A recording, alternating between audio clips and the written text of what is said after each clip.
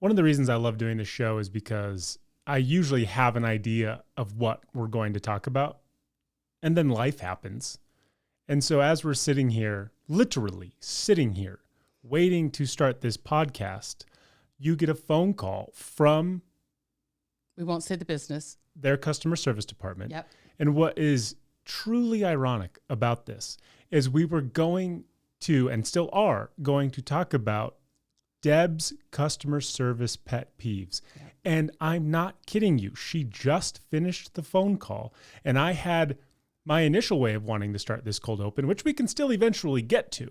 But why don't you walk us through where you're at right now mentally? Because if you've never seen Deb deal with somebody who is providing less than ideal customer service, or a business that is providing less than ideal customer service, if you're an anxious person, if you're a stressful person, it ratchets it right up inside you. Fortunately, I just sit there and smirk and I wait for the person to step in it. And then I just shake my head and I literally say to myself, and then sometimes out loud, that was stupid. And then I watch you go. So why don't you fill us in on where we were not more than 2 minutes ago? Well, we ordered, you mean the whole story from the beginning? No, the reason that you looked at me and said, well, this is going to be an interesting podcast. Yeah. So, because I was getting riled inside, and the only thing that kept me kind of normal, and like I said to you, well, I didn't go off the rails, right, was because I didn't want to go off the rails before the podcast, right? I didn't want that feeling inside of me. Credit me for not pushing record on anything.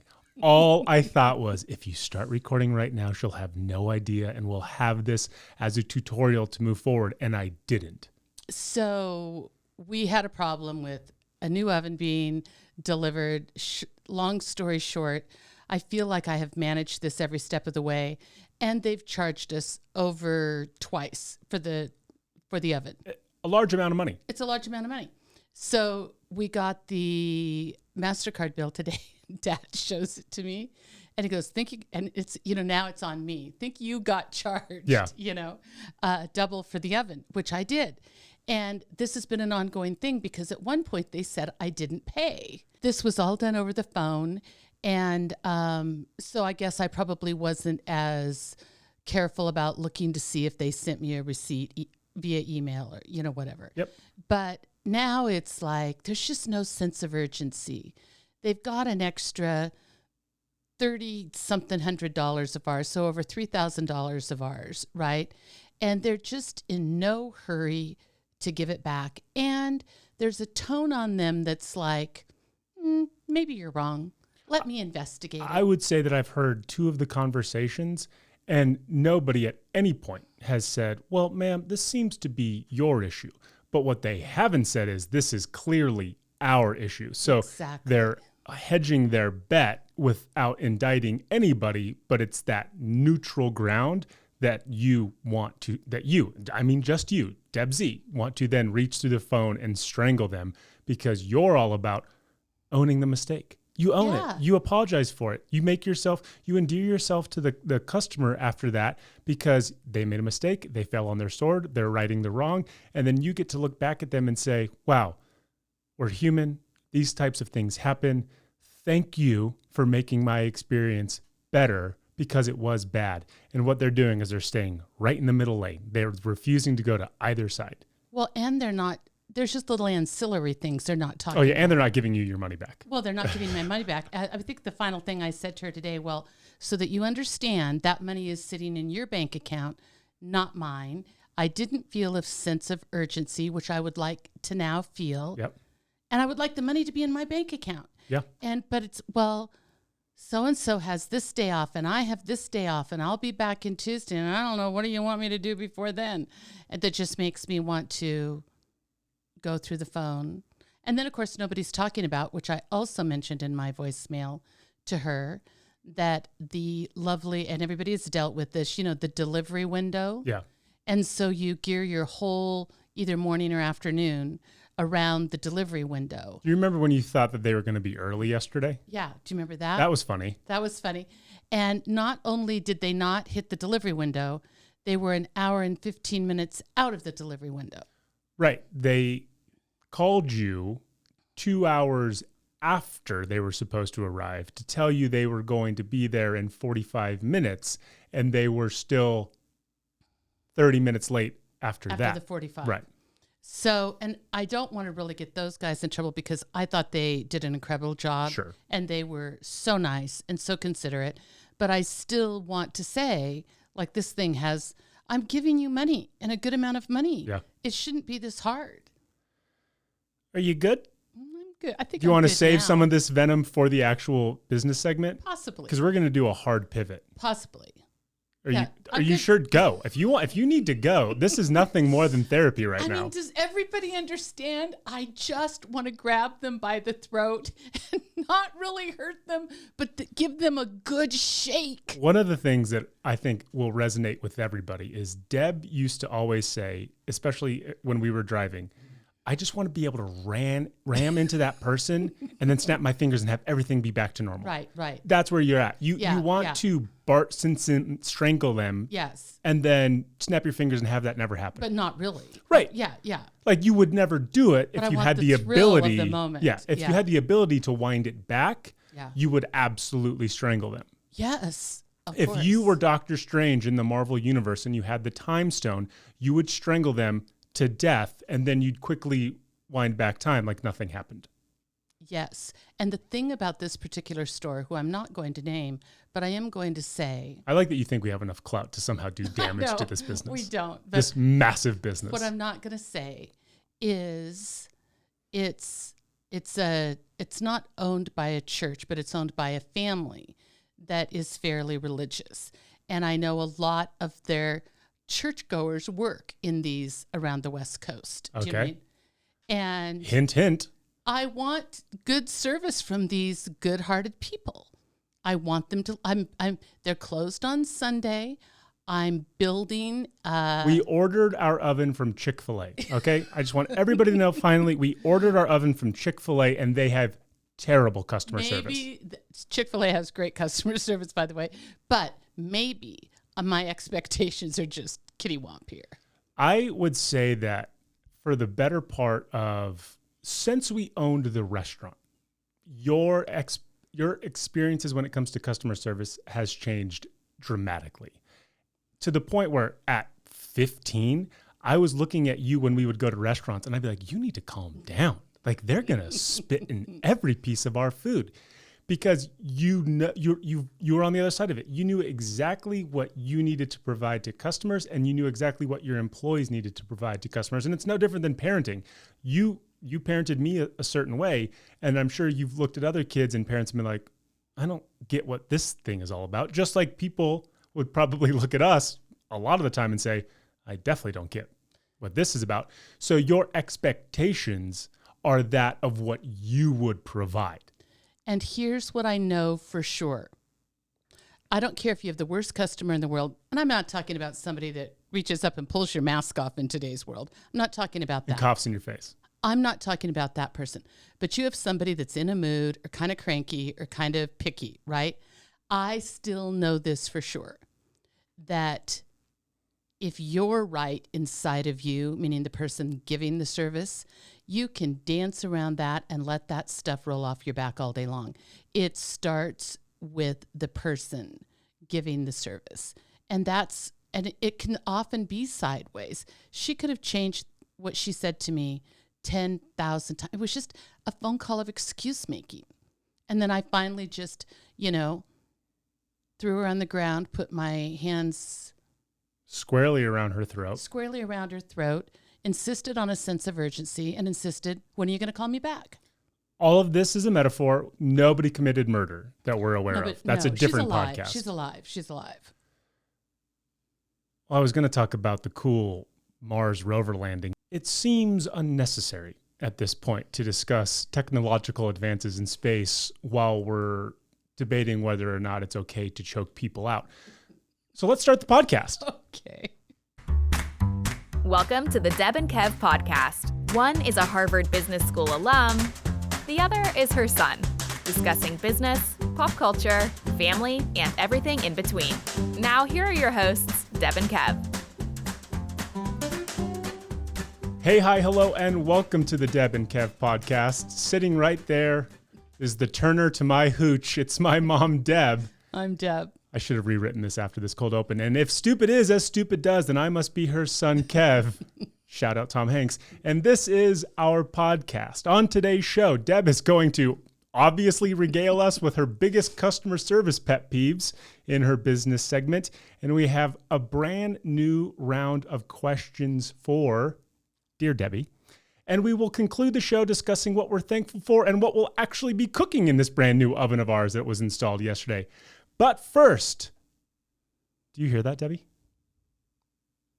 Do you hear that? No. It's the Bjorn horn! No, Kevin, no. Bjorn horn! No. It's every single person's favorite segment that they never knew they needed, but constantly want updates about. We have not talked about my guy Bjorn in about a month, right? The last time we left off, your mother, R.I.P. Barbara, yes, sent him a message essentially soliciting his hand for marriage of you. I don't think she asked him to marry literally me. She said she thought we should be together. Yeah, which in her mind of that woman's day and age meant marriage, 1,000%. So you're saying that my mother was attempting to arrange an international marriage? 1,000,000%. Okay. And I teased this, and we finally have the right moment to talk about it, that Bjorn came over the top of that reveal. Yeah. That he made a gesture of love to you that was totally unrequited. Deb, hit us with it. Well, apparently he had... I remembered one time that he came to Seattle. Remember that was the Sly and the Family Stone Yes, concert? absolutely. Apparently he came another time. Which you have no recollection of. She literally has sat with this for weeks, and there hasn't been an inkling of remembrance. Nothing, not a notion. Nothing familiar at all. And he said that he got stuck at the airport, and he called me, and I went and got him. That just feels so weird to me. But that I did, and that I offered him my couch to sleep on, right? And that sometime in the middle of the night, he came into the bedroom to declare his feelings for me, which wouldn't I remember that? I don't know how you would forget it. I'm on the side of, if I, at that time, had to drive to SeaTac, which would have been far. I agree. And then bring somebody back. A, I would have never done that. Me either. B, I would have remembered the sheer annoyance of going through that, being like, you're a good person, you're a good person, you're a good person. And then allowing them to sleep on my, I'm assuming, futon, couch, pull out, something along those lines. I'd remember all of that. I wouldn't forget any of that. What I definitely wouldn't remember is somebody waking me out of my sleep to tell me they had feelings for me. Yeah. And apparently I sent him back to the couch. Smart. Yep. And so I wrote back and I said, I'm sure that happened. Totally. And I would say this. I don't think there's anything untowards with what Bjorn is saying right now. I think he's simply... I think he's going through what does it all mean type thing. That's what I think now too. And there's a piece of me that what's the movie with John Cusack where he owns the record store? Oh gosh, I love that movie. And he starts going back to all of his old girlfriends. High Fidelity. Yeah. Phenomenal movie. I can't believe I forgot the title. I think Bjorn's in that. Bjorn has like a list of his top 5 women that he dated. And he's going back and he's just kind of doing some inventory to see, was it him? Was it you? Was it circumstances? And he is coming to the table with some absolute gems. Yeah. So I wrote back, and I don't think he's a liar. I believe it happened. Okay. I mean, I don't know. I mean, I wouldn't. You don't believe it happened? You don't remember anything. You know one thing we haven't talked about? Am I being catfished? I hope so. I mean, if this is how this thing ends, I pray to God you're being catfished. Well, this guy, whoever it is sending pictures of the real Bjorn. Well, to your knowledge. No, I mean, I can tell it's him. Okay. I can tell the young Bjorn, and these pictures of the I old would say Bjorn. this. We're clearly never going to show pictures of this guy. No.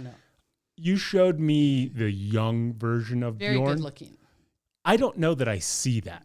I mean, granted, it's black and white. It was 40 some odd years ago. I don't know that I see that version in this guy. Again, I pray to God you're being catfished because this would just be amazing. But I don't know that it would be this involved because he knows stuff. Well, and I've Googled him, and I did find one picture of him online, and it's like all the other pictures that he sent me. I mean, it's the same guy. Yeah. Yeah. So Yeah, because that's where the catfish got all the photos. Catfish thing. I would say that in order for you to be catfished, this guy would have to clearly know Bjorn on a personal level. And then he would have had to extracted this level of information from Bjorn, which means that Bjorn himself would have still remembered all of this stuff. Yeah. So what I said very nicely, and at this point, I'm a little annoyed, right? Because I feel like I was so nice and have been so gracious with him. And I want him, however this winds up, I want him to feel good about himself, just like I did the first time I said I didn't have feelings, right? Sure. I would say that, yeah, you're extremely diplomatic. And I would say that there's nothing that he sent, and there's certainly nothing that you've sent that would be misconstrued by anybody reading it. But there is this belief of what is the point of all of this? Like, what are you getting at? Our overlap in life was so little that I should not be occupying this much space in your brain rent free. Like, that shouldn't be happening. I agree. And so in fact, I read it to you to see if I sounded really nice. And I wrote back and said, I have literally no recollection of this. I have racked my brain like none of this is familiar. However, I believe you. I think, if you say it's true, I believe that in fact happened, right? Sure. To which then he replied, I mean, there was a bunch of other stuff, but to that subject. By the way, if you think Bjorn sends tight, succinct messages, you're wrong. These things read like a Tolstoy novel. These things are long with way, way too many words. Yeah, he's sitting there with an American translator, I'm sure. I mean, he speaks good English, but I bet he's checking it every step of the way. It is. It's a lot. It's a lot. So then he said, well, when I see you, dun, dun, dun. I'll happily draw the floor plan of your apartment. Now, that did put me on edge a little bit. Give you some Dexter vibes? Yeah. I was simply just going to make a kill room in your living room. I don't know what the big deal was. So then here's the other thing that's kind of weird that I haven't mentioned to you. Oh, here we go. Reveal on air. Let's do it. So he didn't know what WhatsApp is. Okay. Remember, I had to tell him? Correct. And I had to tell him it's all free. Right. There's no, Yep. So he told me that he downloaded WhatsApp and put my information. He is very, very good at describing everything he's done in detail. So now he could have reached out to all of his friends everywhere and said, let's communicate on WhatsApp. Right. But before he was talking to me, he didn't know it existed. Correct. Every day, twice a day, almost the same time every day, he checks WhatsApp. I think that makes sense to somebody. Like, it might be a really novel technology to him. Is that weird? Do people think it's weird that all of his letters are sent to me at 1 a.m. his time? So I would say this. we have crested with Bjorn to the point where I will always think this stuff is funny. It's never not going to be funny to me. But if you really wanted to do a deep dive into the morality, the ethics of it, you could do some cursory hole poking in his agenda.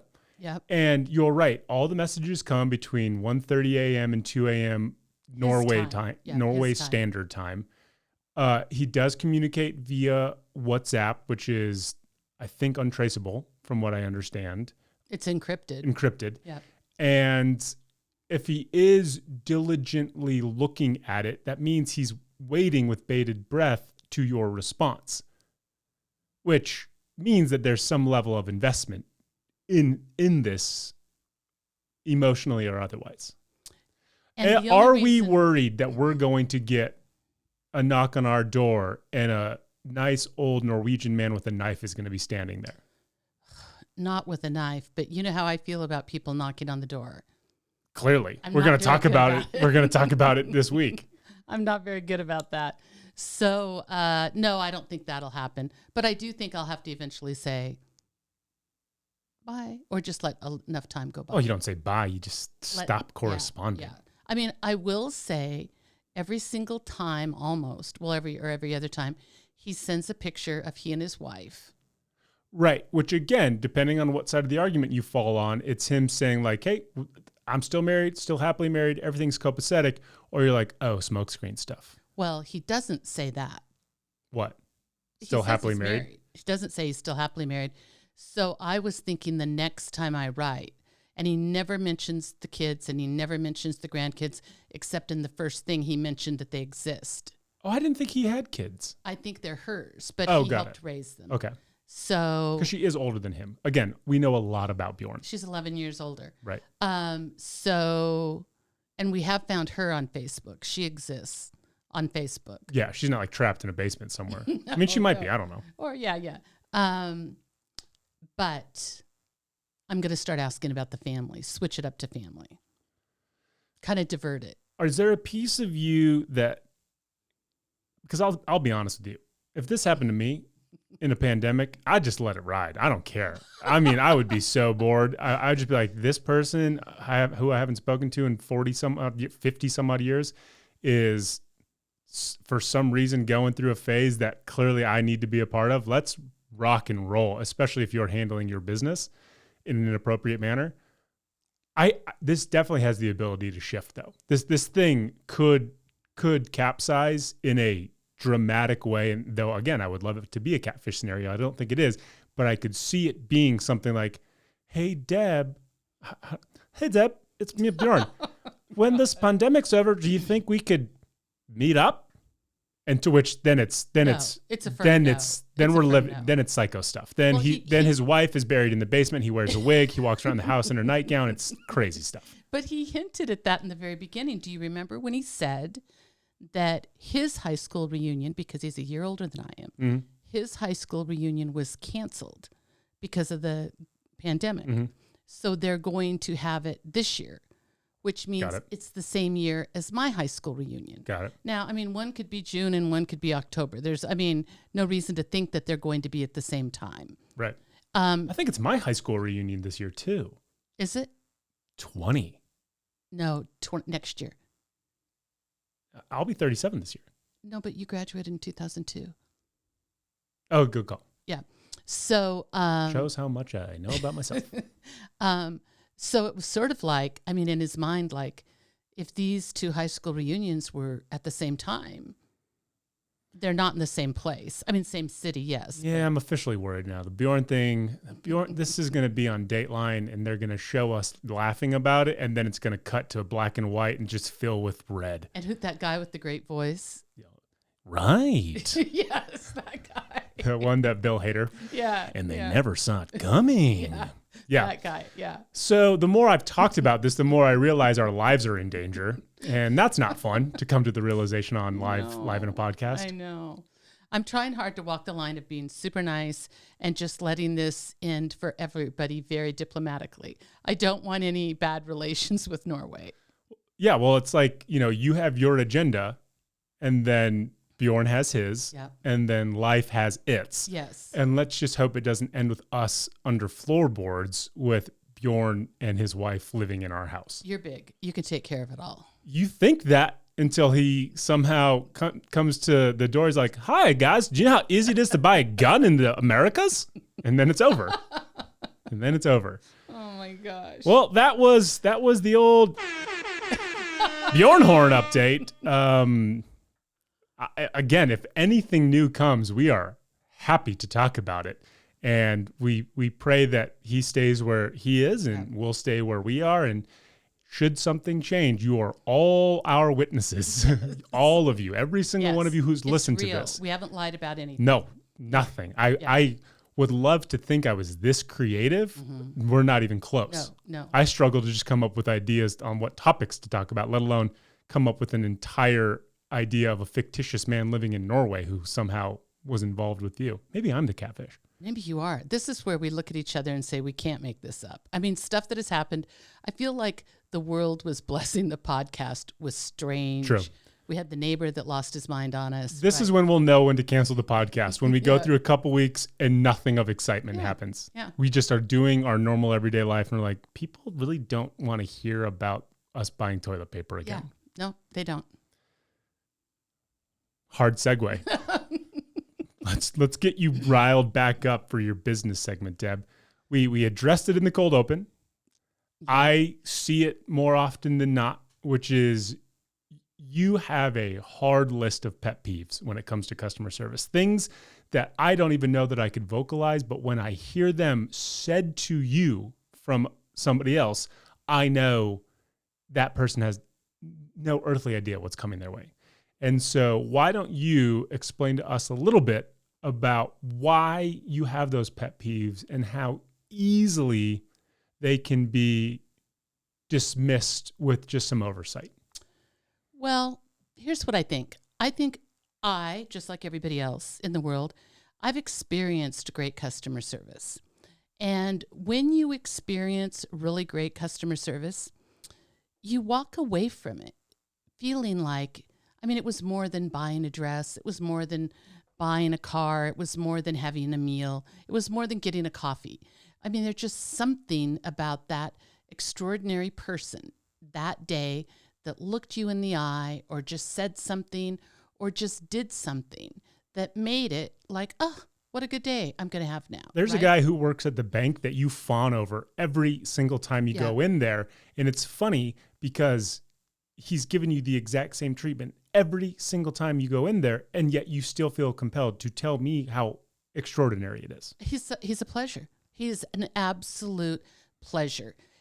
When there's a line at the bank, and there's obviously banks have plexiglass anyways and bulletproof stuff, but that stuff is everywhere. And even with a mask on, that guy makes you feel like he is so happy that you stopped by today. He was waiting on your presence. Exactly. And I'm standing there. I know who he is now. And there's 3 or 4 tellers there. And I'm watching him interact with other people along the way. And I don't feel like it's some weird canned thing he does. Agreed. I feel like he's nice to everybody. But when I get there, I just feel like he's my kind of nice, whatever I need. So that tells us that he's adapting to each customer just enough, just a little bit to make it feel special. So we all know what good customer service is like. And I think, one of the things, if you read, business books today, all of them talk about, not about the transaction, but about the experience. Mm-hmm. When you can make the smallest thing an experience, and if it's a good experience, then we go away and just tell all of our friends, right? Every time I tell you about the bank guy, like, what a pleasure he is. True. And he makes it okay. So if I have to stand in line a little bit extra, I don't mind. I actually sit there and hope he's the guy I hope I get. Do you know what I mean? I've actually said to people when there's kind of 2 available at one, you go ahead and go to that one. I'll go to him. Sure. Right. So you kind of get involved in it all, right? Which in and of itself is kind of passing the good vibe around, right? You want to go with this person, so you're letting somebody in the queue behind you get service before you, which makes them feel good. So now you're kind of spreading that enjoyment throughout the process. Exactly. So when you don't get good service, and I think a lot of times we think that bad service is just something horrendous, where people are shouting at each other or being really snarky with one another, or we have to call 3 managers. That's not really what I'm talking about. What I'm talking about are the little things. So these might not resonate with other people. And I'm perfectly happy if everyone says, you know what, Deb? I think your list is nonsense. None of that stuff bothers me. I'm okay. It just bothers me. Totally. This segment is nothing more than Deb seizing the opportunity that happened before this podcast, which somehow synced up perfectly with the topic, to express the stuff that annoys you. So if there's overlap with the listeners, awesome. If there's not and you think she's crazy, trust me, I get that too. But it all applies to the bigger whole of we all have expectations, and it's very easy to provide those. Right. Now, remember what I said in the beginning. I truly believe, and you have mentioned this before when we talk about, a team of people providing good customer service. It is like the most beautiful dance in the world when it works. And when everybody is in that their own good space is what I'm talking about. It's like you can move mountains. That's what it feels like. It feels like giving good service is effortless, even to a difficult customer, right? And so that's just what I'm saying, that if you are going to be in customer service, you owe it to yourself, number one, to find that good space. And that's going to make your day at work far more enjoyable, right? For sure. And then you owe it to the customer, because we're looking for that. I mean, even though it looks like we're just coming and going and not paying attention sometimes, we actually are. So one of my first things, this is a weird thing, and I know this is going to be an only me thing. So I still am probably the only person on the planet that still pays cash sometimes. Oh, yeah. So you said to me yesterday, I'm paying cash. And I said, great, let's go to that long-ass line over there. So when you pay cash in today's world, it's not like yesterday's world where you had to look at 1711, somebody gave you $20. And the reason we learned to count change that way was because we wanted to give the right change. The machine actually tells you the right change. So it's not hard to figure out. But what I don't like is when they just take the change in the bills and dump it in my hand. And yesterday when we were at Costco, that guy did a great job. He said he held out the change in a separate hand, and he said 73 cents. And I said, thank you. And I dropped it in my wallet. So number one, giving me the change separate is really nice, because I can drop it in my wallet. And then he counted back like $65 or whatever it was. And I said, oh my gosh, thank you. Number one, it just helped me get it into my wallet easier. Mm-hmm. Number two, it was the final part of the transaction that said, we're good. Not just handing me a wad of cash that then I have to kind of figure out, and did later figure out that he, didn't give me a 20 that I was supposed to have. So I like the simple thing. If you're paying with cash, don't just hand me a handful of money. Actually, for your drawer, because they should care about that, and for my wallet, count it back to me. Explain it to Kev. So, when they hand back the change, right? And they're like, say the total was, I'm going to start doing math and this podcast is going to go off the rails. Say the total was $95 and you gave them $100 bill. Okay. It was $95.49. Okay. So they give you 51 cents in change. Mm-hmm.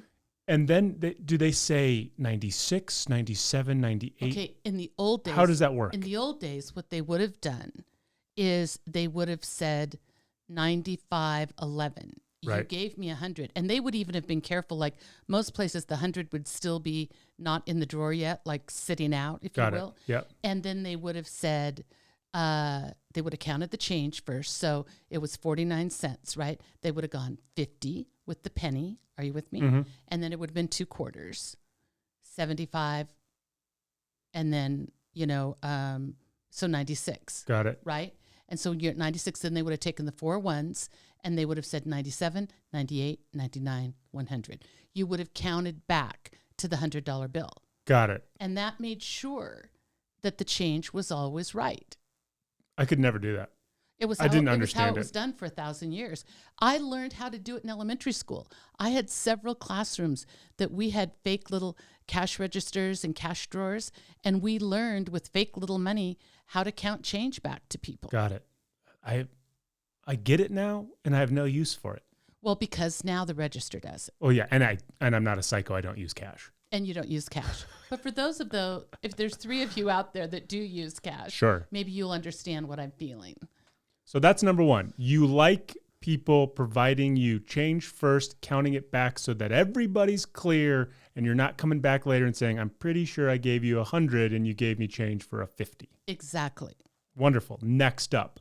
Okay. Again, this is just mine. Sure. I don't want to be called a term of endearment. That's like a thing with me. Now, would it bother me if somebody at Costco said, hey, friend? Yes, it would, because I'm not their friend. Yeah, I would agree. Hey, friends, shove that right back in your mouth. Right. If somebody said, oh, sweetie, yep. I don't think I like that at Costco either. You can call me sweetie when your hair is gray or blue and it's permed and you're in a walker. Exactly. And so, which will remind me of that as I continue down this road. I definitely won't. I'm the worst at that, but okay. Okay. So I just think like at Costco, number one, they've got our cards, right? True. So they could have looked at our names. If they want to call us something specifically, the best thing is to call me my name, right? Yep. And even that might make me feel special if you did, right? A go-to Kevin Zener customer service thing would be when somebody handed you their debit card, you'd swipe it, you'd look at it, you'd say, thanks so much, Deb, have a wonderful day. Exactly, okay? And I'd probably say Deborah, not Deb. And if they don't remember, right, that, then I don't, sir or ma'am or anything like that is fine. And you don't have to call me anything at Costco as far as I'm concerned. But what I don't like is that people get in the habit of calling everybody friend, everybody sweetie, everybody honey, that kind of stuff. And it's just because you're not bothering to learn anybody's names. Sure. Now, in Costco, they're not supposed to know our names, right? I don't know that anywhere is supposed to know your name. Well, go to a doctor's office. If you go to a doctor's office, and especially, you have an appointment, you check in, and if it were like a chiropractor, a physical therapist, or even a doctor that you were visiting frequently for an issue, they do get to know your name. True. But if that girl is calling everybody, oh, sweetie, so glad to see you. Hey, friend. Do you know what I mean? Like that kind of thing. Hey, how is it you don't know my name? Now, what if I just said ma'am every time you came in? Ma'am, how are you today? Ooh, I don't like that. I just said it and I don't like it. Yeah, I don't like if that I said, either. Mrs. Zener, how are you today? And then I just called you ma'am the remainder of the time. Would that be okay? I don't know. Here's the thing. I mean, ma'am, for all the women my age, I always thought women older than us were called ma'am. So the ma'am thing, but if you go to the South, everybody's called ma'am. That's right? true. And so it's not offensive at all. I mean, it's sweet. They call me sweetheart, but. Do they? Okay. And that's usually older women thinking you're 12. And I love it. Yes. But here's also, okay, so here's part of the thing. Now you don't have to remember what I needed to remember. Here's one of the things about terms of endearment. What do we call men? Hey, boss. Hey, boss. Hey, buddy. Hey, chief. Hey, chief. Hey, sir.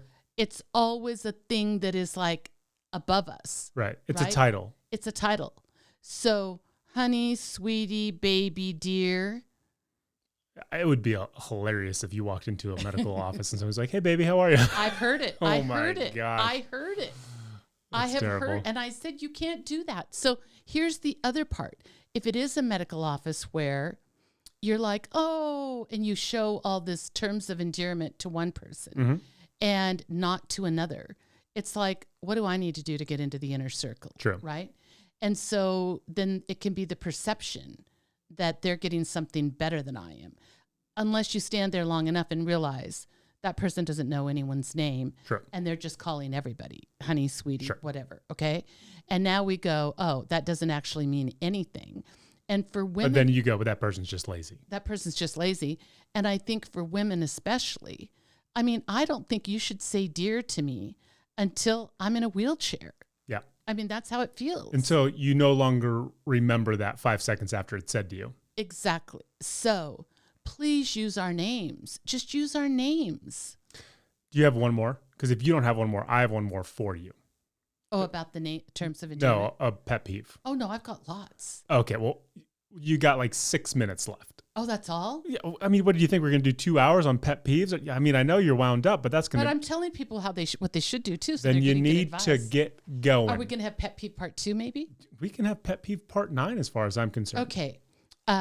So no terms of endearment. Do the work. learn people's names if it's appropriate. I mean, at Starbucks, for God's sakes, they ask your name, but your name is on a card, but that's okay. They ask your name, they write it on a cup. Whether or not they get it right is debatable. Right. And then they say, decaf latte, extra. I mean, then they call you by your drink. Call me by my name. It's on the cup. That's a good movie, too. Shout out Armie Hammer. He's a cannibal. Sorry, keep going. Is that the name of a movie? Call me by my name. It's on the cup? No, Call Me by My Name. Oh, It's on the cup would be the Starbucks version of that movie. Call me by my name. It's on the cup. That should be a movie, right? Let's make it. So, I mean, like, just pay attention. I mean, pay attention to those little things. If you want to say, hey, Deb, cappuccino, extra hot, extra foam, like, you can say that. That's cute, right? But I mean, people stand there at Starbucks and look at each other and decide if that's your cappuccino or mine, or right? True. So use my name. Here's my, okay, so let me look. She's debating which one is going to make her the most upset while she says it. Okay, I've got one. This one doesn't make me, but this one, I'll keep my list. We'll do part 2. Okay. Okay, so food industry. Okay. And I do believe there are exceptional waiters and waitresses where it should be like Europe. I mean, they should be paid well. They do it their whole life. People want to sit in their section. They are amazing, okay? I think it's a small percentage, but I do believe that percentage exists, and it should be able to be a career that they're proud of. Shout out our girl Judy up at Casa Grande. Oh, yeah, we love Judy, okay? Yep. And we ask for Judy's section, don't we? Because she's so amazing. So... but I think there's a whole bunch of people, because it is a tiring business, that just get burned out. And you've got to admit it when you get burned out. Hand up, that's me. And go on to something else. So this is the waiter or waitress that I can't stand. They throw the menus down. They're kind of indifferent with you. They're not doing anything wrong, but they're not doing anything right. They act like they've got it all by the tail, like they don't need to take notes or write anything down. And, you know, some people have perfected that, right? And it's impressive. But then, of course, nothing comes right. And then you have to tell them all the way along, you know, what it is you need. And because it didn't come right, and you say, I wanted ranch with my fries, right? They act annoyed with you. Sure. Right. But then, at the end, when everything's cleared off the table and she's checked to see if you want anything else, there's the first smile of the day. She comes with the bill with that great big smile. And it is not even familiar to the person that's been waiting on you the last hour and a half. Mm-hmm. And she got it all up because now she's laying the bill down. And I want to say to her, no. This doesn't fix that, right? I mean... Actually makes it worse. It makes it because now I know worse. You're capable of this. Because if that person would have shown up the whole time, it would have made my whole experience here. It's the kind of waitress or waiter that you feel you're going to get in trouble with. Yep. Do you know what I mean? So that really nice on the delivery of the bill just annoys the heck out of me. I get that. And I'm sure I never did table service. I only ever did counter service. I was always really nice when somebody would get to the counter. Then I would just do normal stuff. And then, of course, I would try to be a little more upbeat towards the end. I would try to bookend it with good customer service. But I don't know that I was conscious, like, wanting to get tips from it. I just think that's how, if it was good from the beginning and it was good when it ended, then that's how you're going to remember it. Well, this is something that I've said. In fact, I told this to a client this week. And she, we were talking. She said, have you really said this? I have said this more times than I could count.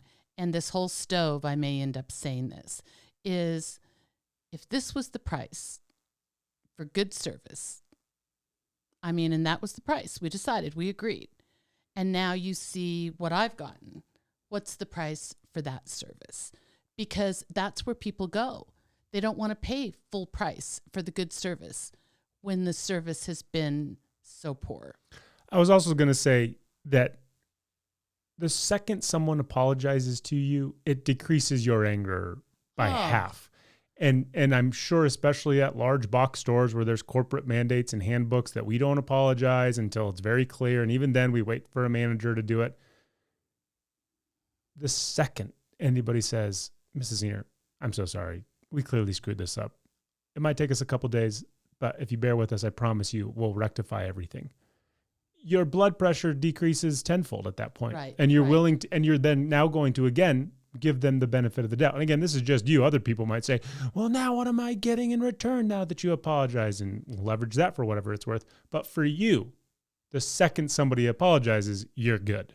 Right. No, I am really good. I am wanting you to let me forgive you, Yep. to make it easy, right? I want to feel good at the end of this thing. I want to walk in your place of business again. But until then, it's really uncomfortable. It's really uncomfortable. Yeah. And I say that having bared witness to many a times of this. Deb, I need you to ratchet it down a little bit. Yeah, I don't want to be perceived as a Karen at all in this. Well, I'm pretty sure there's people that tell stories about that Deb Z. Karen girl over there. No. For sure. We will have more pet peeves. I love it. I think this is relatable to everybody. So we'll have pet peeves 2, 3, 4, 5. It'll be a franchise as far as I'm So concerned. the world can help me change these things. Yeah, I'm with Yeah. you. The more people that demand better customer service, the better it will be for all of us, every single one. Are you ready for Dear Debbie? I am. Again, these are questions not posed to us, but we are going to do our best to answer them. 2 of them are usually business related, and then 1 is just fun. Question number 1. Dear Debbie, I've been going through my papers trying to get organized before the fall, and I noticed that one of my clients never paid me for a job I did last year. It has been several months, and I only just now realized it. With quarantine and all, I didn't notice that this invoice had gone unpaid. Is it too late to remind him of the money I am owed? I know that this has been a difficult time for businesses, but it has been hard on me too. I did submit the invoice back in February, but I forgot to follow up. What do you think? So the payment was due in February. There was no payment. The individual got alerted to the fact while doing their paperwork, probably in October or November. That is 9 months. Delinquent. Do they have the right to go after that? For sure. If they sent the first bill, for sure. I'm totally comfortable if they sent the first bill. And how do you preface this conversation? So I think it might be worth a phone call, but you could also send an email and say, hey, we sent you a bill back in February. We never got paid. So we did our thing, you didn't pay us. We neglected to send the follow-up bill and have just discovered it. Please forgive us for the untimeliness of this, but here's your bill. I mean, I think it's different if you've actually sent the first bill out. So that there's a paper trail at least. Right. If you haven't sent the first bill out, and I think most businesses would say, within that year, do you know what I mean? You can probably do it. But I've had... I had a doctor's office send me a bill from 2.5 years ago. Wow. And I owed it. But I called him and said, I'm not paying it. I mean, that's ridiculous. Sure. It was 2.5 years ago. And the gal laughed and she said, well, we had a problem, right? I mean, clearly. And she was really darling about it. And she said, we've sent everybody their bills. And she said, and if you contact us and tell us you're not going to pay it, that's a reasonable response. So, what they had decided was they're going to send them out. Some will pay, some won't, and they'll take what they can get. But they weren't going to push back. Is there a time frame where even if you sent the first bill and you were yourself delinquent on following up, is it at 365 days you can no longer go after it? Or as long as that person has that invoice in their email or was physically given to them, that there's always an expectation that they have to pay? Well, I think it depends on the size of the company, how they do it, really. I think technically people can owe you the money and you can go after it, right? I think there's a place where it becomes incredibly bad customer relations to go after something that you neglected to ever send out. Sure. If you never send it out, it's one thing, but what if you sent it out and just forgot to follow up, and then a year later you're like, we sent this thing out literally 365 days ago. Do we have the authority or the desire to go back after it? For me, it would depend on this. How much is the bill, right? And what is our relationship with that client? I would weigh those 2 things. Okay, fair enough. And then decide. But I do think there's a lot of big companies where it's just a cycle. It's a machine. Sure. where it's just going to keep spitting things Especially out. a hospital. Right. Hospital's the worst. Question number 2. Dear Debbie, I have worked for my husband in a small firm for 20 years, but members of my family still think I don't have a real job. I did it so I'd have flexibility in taking care of our children, participating in PTA and other school activities, and be involved in the community. This benefits not only us as a family, but also my husband's business. I work 40 plus hours a week, just not necessarily 9 to 5. So why does my family think they can call me at work, especially on my cell, for non-work related issues? They couldn't call their friends or children while they're working. So why, despite my asking them repeatedly not to, do they still call? Or worse, drop in? How can I make them stop bothering me at work? Because this is kind of twofold. First off, she's annoyed simply because people aren't taking her seriously, right? But assuming there's other people that work here, I don't know that nepotism works in the form of a wife. But if people see the wife who's supposed to be working constantly taking personal phone calls on her cell phone or having people come see her, that certainly could hurt the morale of the firm, right? Yeah. I think there's 2 things going on here. Okay. I think she's not feeling respected overall. Clearly. Okay. And let's say, I don't know what she does, but let's say she's doing the accounting in her husband's office or something. You know, she is not portraying herself as, I'm going to say, the accountant of the business, right? Mm-hmm. I mean, it's like, I don't know what her language is, but if it sounds like, hey, I helped my husband out, well, then what kind of job is that? Sure. And people are going to respond to it however they want. So it's sort of up to her to frame the job up to garner respect, if you will. Yep. And then, I don't know. I feel like now I know she is the business owner's wife, but I would tell any of my employees, if you're allowed to have your cell phone with you, like, I don't want you answering it all day. So why is she? I mean, why is she giving, obviously cell phones say who's calling, right? And if you have a perpetrator, like if I knew you called me all day just because, yeah, I probably am like, see ya. Do you know what I mean?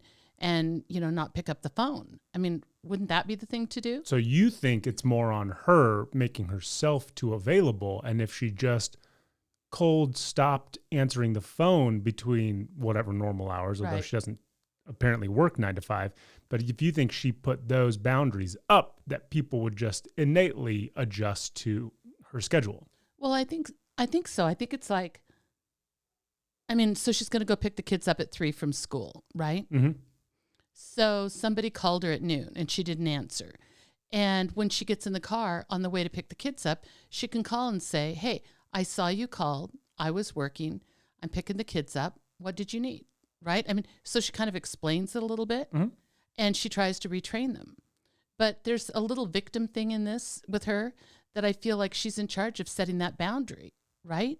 So you think this starts with her. You think it's actually not about these people, but what she's not doing is teaching these people how to treat her. She's still adjusting to them. Exactly. Like if I had an office I had to go to every day and you came in all the time, as well as I do, I would be looking at you going, I can't talk to you today. Sure. I mean, I would just like, you've got to go. Right. Yep. It doesn't matter that they're family. And I do think she's mixing up some stuff. I mean, like her flexibility. I think maybe they don't respect her. I don't know. Yeah. But I do think it's up to her to retrain them and change the boundaries and change the conversation. I like that you put this on her, that she's kind of the issue. Do you think everybody else is the issue? Nope. I think everybody is doing exactly what they're doing because it's the path of least resistance, and she's clearly not putting up any type of a fight, or her words are hollow and people keep pressing back on her and she just keeps caving. And it feels like there's a little doormat thing going on there. For sure. Yeah. Question number 3. Dear Debbie, I've been with my husband for 20 years, married for 8 of them. He thinks his mother can do no wrong. She takes pictures of me when I least expect it, and then she posts the worst ones on Facebook. She laughs and thinks it's funny, but I'm really hurt by it. To make it worse, his sister does the same to me now. They constantly have their phones pointed towards me, and when confronted, they deny taking pictures or insist all pictures have been deleted. I've always supported my husband's relationship with his family, but I don't feel like they support us being together. I have deleted his mother as a friend on Facebook, and no longer go to family functions. My husband agrees that what she's doing is wrong, but offers no support. His family prides themselves on class, but this is anything but classy. So once again, social media ruining relationships. Exactly. When I first met Dad, he had a girlfriend, I don't know how long, a few years. I mean, a while, maybe longer than that. I don't know. And so she'd been around for a while. Yep. And she knew all his siblings. And I think it was really apparent right away that they liked her better than me. Got it. Okay? Like, I mean, it wasn't about his happiness to them. It was just like they liked her. Yep. You know, for their friend. Sure. Right? And me, not as much. I mean, I think they like, I don't know if they hated me. I don't feel like that. But I just wasn't like their cup of tea. Yeah, for sure. Knowing that crew and knowing you, for sure. Yeah. So, like, they would call me by her name. On purpose? Oh, well, I mean, I don't know. Or they just were like, you're the new Susan. Okay, Susan? You're new Debbie Susan. Yeah. But they did it all the time. They did it for years. Got it. And so I can remember like trying to laugh it off, and they would always and I think honestly, sometimes they didn't realize. Do you mean? And then they would laugh when they realized they did it. Got it. They just didn't learn my name, and they were in the habit of saying this other girl's name. Sure. Right. And so I finally remember saying to Dad, like, this is just disrespectful. I mean, like, come on. I'm not trying to layer something big and weird on this. But we've been married for 35 years, Gare. What's the deal? They're calling me this other woman's name. And clearly you're not going back there. I'm here to stay. And we ended up having, I mean, I really, really believe strongly that like I should take care of my family business for our family, and that Dad should take care of his family business for our family. So if somebody in our family were not treating Dad well, I mean, I would be the one to take them to task, right? Because I think it stays cleaner that way. I don't need Dad fighting and arguing with our family, right? And I don't need to be arguing and fighting with Dad's family. And Dad agreed with that. We were good on that from day one. But it was, I think, for a while, hard for Dad to stand up because all those... Just because there's so many of them? There's so many of them. And all those incidents just seem isolated in themselves, right? And so until there was finally kind of an incident where somebody just grossly misbehaved, and Dad stood up and was amazing. I mean, that was it. Do you know what I mean? He just was like, and I was wondering at the moment, like when this thing was playing out, I was like, well, we'll see. Right. And he couldn't have handled it better. He was absolutely amazing and made it perfectly clear. If this was a choosing up sides, his side was chosen and it was never going to change.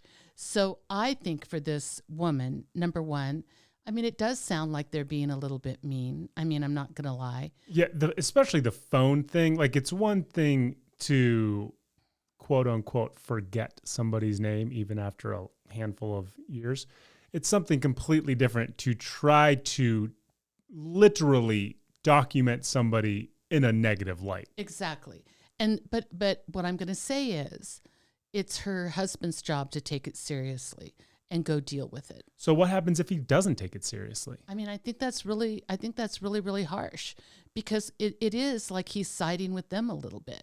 If he's not taking it seriously, then he's siding with him. I do think, I mean, I would not, I certainly know the feeling of thinking like, I don't want to go there. Do you know what I mean?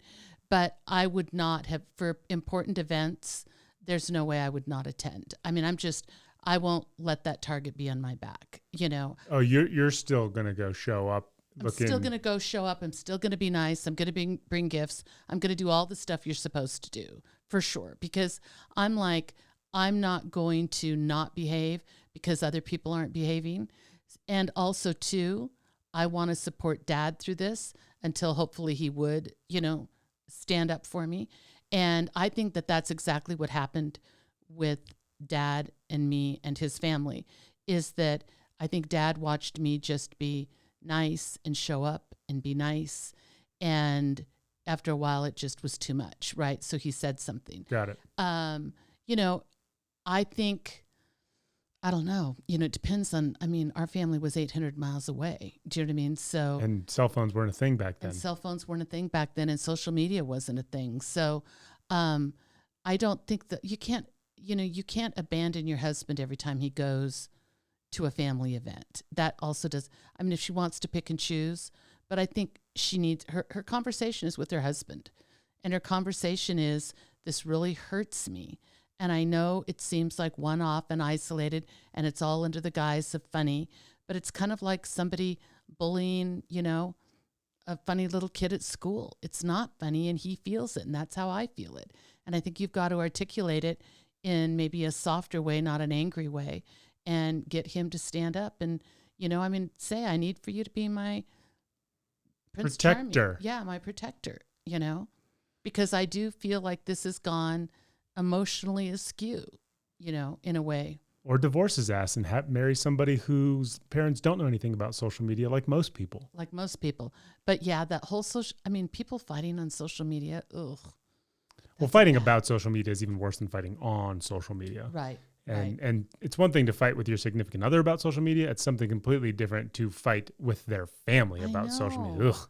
I know. Nightmare fuel. That is Dear Debbie. As always, we source these questions, but if you have questions you think would be applicable, by all means, submit them to us. We would love to answer your real world questions. Deborah, as we wind down, what are you thankful for this week? Well, now this is going to seem a little ironic after today's conversation. I'm going to have the same thankful for you. But first of all, even though they were late, the guys that delivered and installed the oven were amazing. Here's what was funny. I was in this room and I took both the dogs in here just so they would be out of the way. And I'm sitting here and I'm just doing some work, listening to music. I was probably in here for 45 minutes or an hour. And I walk out because I'm waiting for you to come get me. Oh, and I'm like, that. Hey, are they gone? You're like, oh yeah, they've been gone for 40 minutes. They were super fast. I was like, oh, okay, thanks. They moved furniture. They moved it back. They were polite. They were sweet. It was so fast. It was so good. I am so grateful to have an oven. Who would have thought that you would miss? I feel really bad. We have friends in Texas who have no water, no electricity. There's no food in the grocery stores, but I am so grateful to have an oven. My thankful is the exact same thing. If you've listened to this podcast once, you understand how important food is in our household. And we did a yeoman's job of working around not having an oven for 3 weeks. The air fryer actually was only used once, but everything else we just had to kind of did the stovetop piece together. So not having it, but the best part was having conversations about what we were going to cook, and then 2 hours later being like, "Oh, we don't have an oven." We did that so many times. Endless. It was endless. There were so many things I was planning to do, and then I was like, "Oh, I can't saute muffins. That's not going to work." Dad at one point said, I've read where people, if you want to bake those muffins, I've read where people put them on low on a barbecue. And I looked at him and I said, no, we're not doing that. Never happening. Maybe it would work. I don't know, but. Nope. We're just going to wait for that oven. Yeah, so everything's out there for muffins right now. And it's a beautiful oven. And I said this to you the other day. I said, never in my life would I say without irony, that's a beautiful oven. And it is. So the most beautiful part of the oven is, when you open your oven door, it's usually, I guess that's sprayed on, whatever is in there, but it's like black or gray. And sometimes it's a little speckly, the inside of the oven. Okay. This is like the most beautiful royal blue inside. Yeah. So when you open it, it's like, royal blue. Who thought? Did you not even know that? I knew it when I bought it. Oh, okay. Yeah. But it's a treat to open it. Totally. Yeah. And we had that other oven for 25 years, felt like.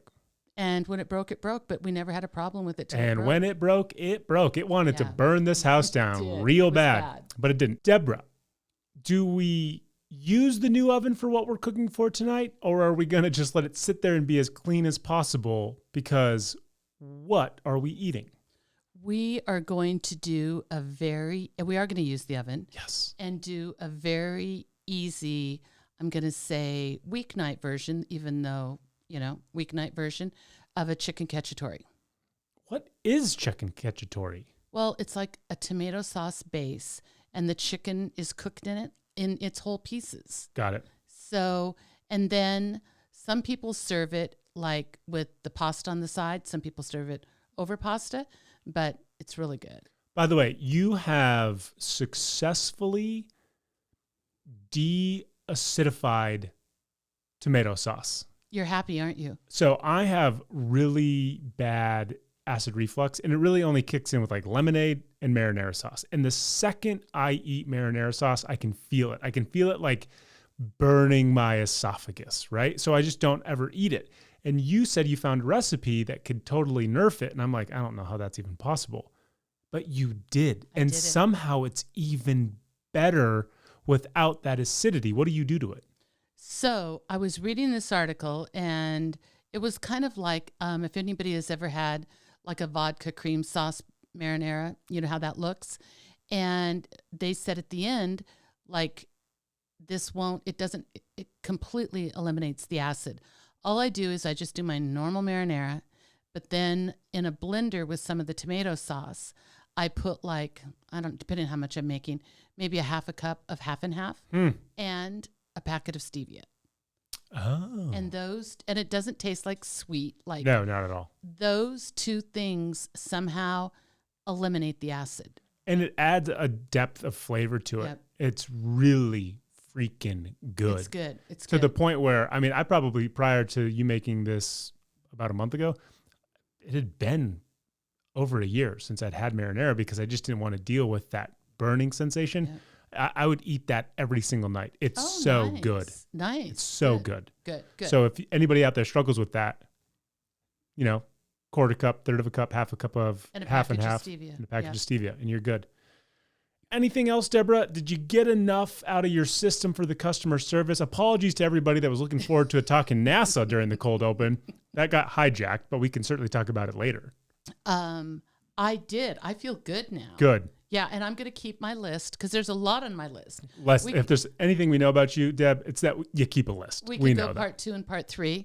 And because I want the world to help me change this, the customer service people and those getting customer service. But I do want to say Deb's Saga Part 3. That's right. Good Thursday. tease. We are setting up the interview. Yep. We are going to record the interview. Yep. We will bring it to the most dramatic culmination imaginable, but in a great, great way. Yeah, it's going to be great. It's going to be wonderful. And that is going to do it for us on this Monday episode of the Deb and Kev podcast. Remember to like, rate, and review wherever you listen to us. And of course, you can follow us on all of our social channels, and you can watch us on our YouTube channel. Watch Deb get progressively less angry on this particular episode. Mom, I love you to death. I love you, honey. Guys, we'll see you Thursday for Deb Saga Part 3. Have a great week.